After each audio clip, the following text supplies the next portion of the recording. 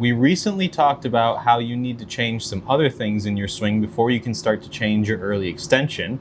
And in reality, in a perfect world, if you change those things correctly and if you change those things well, your early extension could start to kind of work itself backwards and solve itself.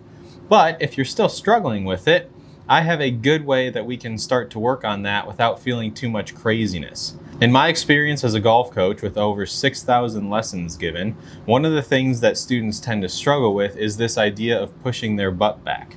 You've heard a lot of these early extension tips and tricks online where people talk about moving your hips backwards or moving your butt towards the wall behind you or something like that.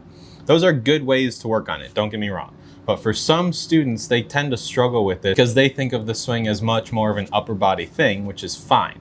If you're good with your lower body, maybe you played soccer in the past like I did, pushing your hips back can help and that can work. But for some other players, this is a little bit of a better way to start to solve this issue. So when you get to the top of your swing, instead of feeling like you push your butt backwards, what you need to start to do is feel like you push your chest down towards the ground.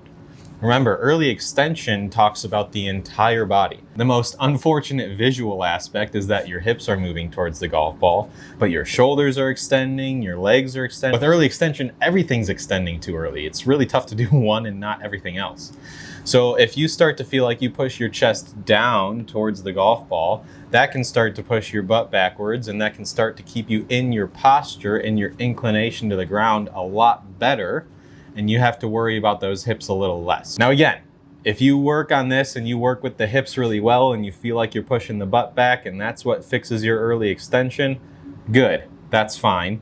This is just another way to do it. But be warned, like I said in my other video, if you fix your early extension and you start to get your inclination to the ground a little bit better, but you don't have the proper swing path and other fundamentals, you're gonna hit some pretty rough golf shots and you're not fixing the correct thing.